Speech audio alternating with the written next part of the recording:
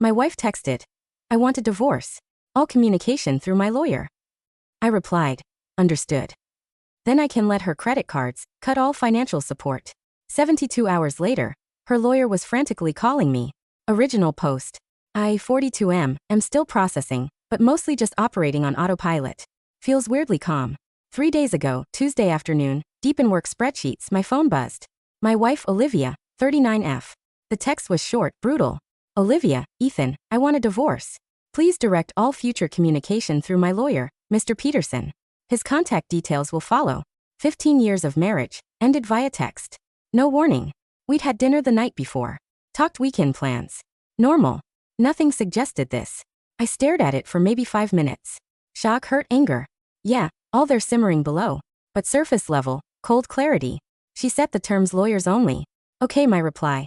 Understood. Then practicality took over. Legal channels meant informal marriage arrangements were instantly void. We always kept our main finances separate for day-to-day stuff. Learned that lesson from my parents' messy split. She had her personal account. I had mine. Credit cards. Olivia had supplementary cards on my accounts. Not joint ownership, just authorized user status. I granted logged into banking apps. Click cards cancelled. Reported user no longer authorized. Done. Allowance.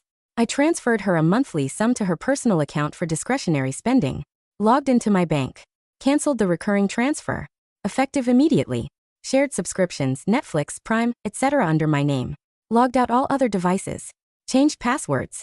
She wants streaming. She buys it. Car. The car she drives is leased in my name, my insurance. Didn't cancel insurance immediately. Too risky for everyone on the road. But noted to discuss the lease transfer with my lawyer ASAP. Gas card tied to a cancelled credit card. Useless now. Took maybe 30 minutes. Not revenge. Just accepting the new reality she dictated.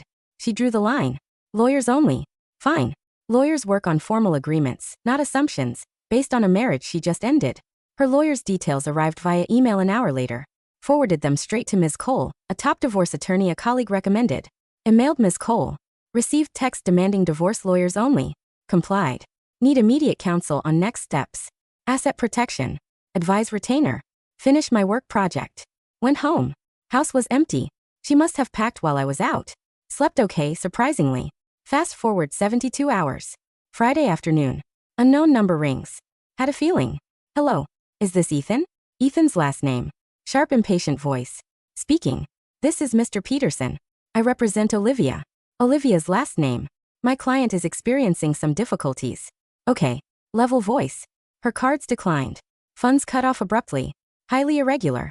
Mr. Ethan's last name. Financial status quo is generally maintained during separation. Mr. Peterson, I said calmly. My wife texted Tuesday demanding divorce, stating all communication must go through you. I acknowledged and complied. Informal financial arrangement ceased. Future support needs formal legal discussion through you and my counsel, Miss Cole, whom I'm retaining. Pause. Paper shuffling. She needs funds now. Necessities. Accommodation. Accommodation. Genuine surprise. Where is she? Not pertinent. You acted in bad faith. Cutting her off without warning. Mr. Peterson. Voice cooler. Now my wife unilaterally ended our marriage via text and set the lawyer's only rule. She ended the status quo of trust and communication. Financial support will be determined legally, not by frantic calls over declined cards. She wasn't the primary holder of longer pause. My client seeks emergency financial relief, he said stiffly. Her prerogative, I replied. Direct filings to my attorney, Miss Cole. You have her details? Yes, he clipped. Excellent. Conversation concluded per my wife's directive. Good day. Hung up. Heart pounding now. Adrenaline kicking in. But also validation. She wanted cold and legal. She's getting it. Exactly. Waiting for M. Cole's call. This is just the start. Update 1. 1 week later. Been a week since the text. Things heated up as expected. Thanks for the comments, DMs. Good to know I'm not nuts. Ms. Cole got back same day Mr. Peterson called. She's good. Confirmed my actions were logical given Olivia's text. Advised. Document everything. Mr. Peterson's first move came Monday. Formal request for emergency temporary spousal support plus exclusive use of the marital home which she'd already left LOL. The amount astronomical, basically wanted me to fund her old lifestyle plus new housing plus legal fees, entitlement level expert. Ms. Cole responded countered with much lower temporary support based on actual need not wants. Noted she left the home I still occupy. Highlighted her lawyer's only rule and my actions as a direct consequence. Then the personal attacks began. Olivia's BFF Haley called Wednesday night, answered hoping for intel. Mistake Ethan. What the actual __ no. Hello. Haley tiredly. Don't Haley me. Olivia's on my couch. You cut her off. She couldn't buy groceries, making her homeless. Haley. Olivia demanded divorce via text. Lawyers only. I respected her wishes. __ she barely works. How can she live? She's terrified. Olivia's part-time graphic design gig nets one couch month. Mostly fun money before she hired a lawyer before talking to me. I said financials go through him and my lawyer. The process she chose cruel vindictive after 15 years. She was emotional, made a mistake instructing lawyers only as a specific mistake. Haley was hiring Mr. Peterson, also a mistake. Silence, then she deserves support. You always took care of her, and I would have discussed things amicably if she hadn't nuked the marriage via text and lawyered up. She set the rules. We follow them now. She'll take you for everything, Haley spat. She can try, I said calmly. Filed legally. My attorney handles it. Not discussing this further. Goodbye. Click. So, I'm the bad guy for following instructions. The narrative she's spinning is pure victimhood. Also got a bank alert yesterday. An attempted withdrawal from an old savings account. Turns out there was one joint account we'd opened ages ago, and completely forgotten about. It wasn't part of our active finances. It only had about $500 left in it. Olivia apparently found the debit card and tried to drain it. Bank flagged the sudden activity on the dormant account. Went straight there, explained the pending divorce, froze the account pending legal agreement. Not about the money, it's the attempt. While her lawyer screams bad faith at me, Ms. Cole says this actually helps us. Shows Olivia isn't just passively waiting, but actively trying back channels outside the process she demanded. Waiting for the emergency support hearing court date. Olivia still couch surfing at Haley's. Mr. Peterson must be realizing his client expected a blank check, not reality. Feeling less shock, more grim determination. This is going to suck. Update 2. 3 weeks later. Okay, it got dirtier. Shocking, I know. Had the emergency support hearing last week. Olivia was there looking stressed, avoiding my gaze. Mr. Peterson argued she was destitute, victimized by my malicious actions. Miss Cole calmly presented the text. Olivia initiated lawyers only. Bank statements showed I canceled supplementary cards allowance tied to my accounts after the text. Proof I still paid mortgage, utilities, lease, insurance, major fixed costs. Evidence.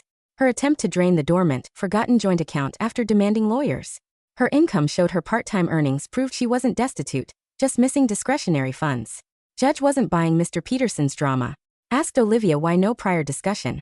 She mumbled intimidated. LOL, I'm not. Judge seemed skeptical. Result. Temporary support ordered. Way closer to our figure than theirs. Enough for basics, contribution to legal fees, but zero funding for her old lifestyle. Judge basically told Olivia her own actions, the text, the account drain attempt contributed to her current situation. Dodged a bullet felt like, but they weren't done. This week, the real game started. Dirty trick number 1. Call from my HR. Anonymous complaint.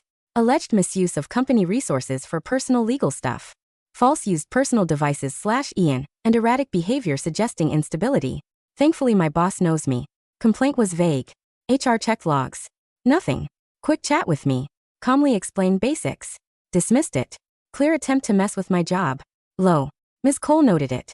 Tough to prove anonymous source but adds to pattern. Dirty trick number 2. Olivia's mother called. Tears. Accusations. How could you? She's struggling. Judge unfair. Give her more money. Think of the year she gave you. Same response. Olivia chose this path.